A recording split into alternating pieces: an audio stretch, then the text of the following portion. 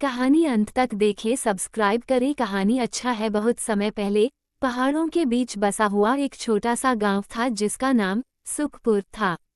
गांव में हर कोई एक दूसरे को जानता था और हर सुबह सूरज की किरणों के साथ गांव की गलियों में हलचल शुरू हो जाती थी।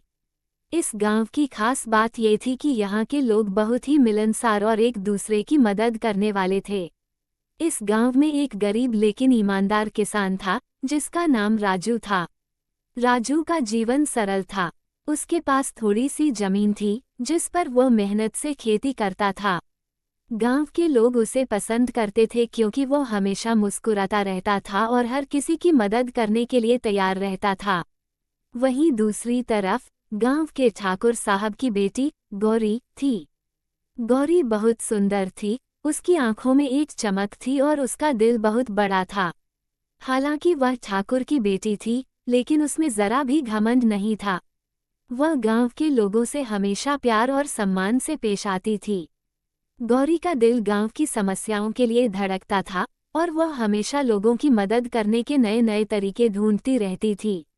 राजू और गौरी की मुलाकात पहली बार गांव के मंदिर में हुई थी, जब राजू एक बुढ़िया को सहारा देकर मंदिर तक ले जा रहा था। गौरी ने दूर से ये देखा और उसकी आंखों में राजू के लिए आदर और स्नेह जाग उठा। उस दिन के बाद जब भी गौरी और राजू की नजरें मिलती, एक अनकही मुस्कान उनके चेहरों पर आ जाती। समय बीतता गया और दोनों के बीच की यह अनकही मोहब्बत बढ़ती गई।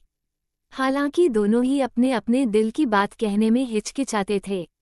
एक दिन गांव में भारी बारिश हो रही थी और नदी में बाढ़ आ गई थी।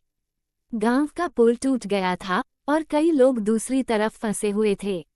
उस कठिन समय में राजू ने अपनी जान की परवाह न करते हुए कई गांव वालों की जान बचाई। जब ठाकुर साहब को ये बात पता चली तो वे बहुत प्रभावित हुए। उन्होंने राजू को बुलाकर धन्यवाद दिया और गांव के लिए उसकी बहादुरी की प्रशंसा की। उस समय गौरी भी वहां मौजूद थी और उसकी आंखों में राजू के लिए प्रेम और भी गहरा हो गया था। आखिरकार एक दिन गौरी ने अपने दिल की बात राजू से कह दी। राजू भी लंबे समय से अपने दिल में यह बात छुपाए हुए था, लेकिन समाज और उनके बीच की सामाजिक दूरियों के कारण वह कह नहीं पाया था। गौरी के साहस को देखकर राजू ने भी अपने मन की बात व्यक्त कर दी।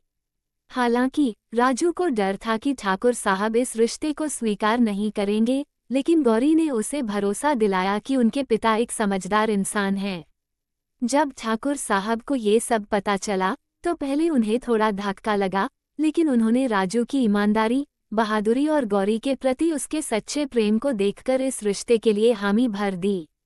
उन्होंने कहा, सच्चा प्रेम किसी भी सामाजिक भेदभाव से बड़ा होता है और मैं अपनी बेटी की खुशी के आगे कोई बाधा नहीं बन सकता। इस तरह राजू और गौरी का प्रेम सफल हुआ और पूरे गांव में उनकी शादी बड़े धूमधाम से मनाई गई। गांव के लोगों ने इस प्रेम को सच्चे दिल से स्वीकार किया और यह कहानी पूरे गांव में एक मिसाल बन गई कि सच्चा प्रेम सभी बंधनों से ऊपर होता है। राजू और गौरी ने मिलकर गांव की भलाई के लिए कई काम किए और सुखपुर गांव में उनके प्रेम की कहानी पीढ़ियों तक सुनाई जाती रही।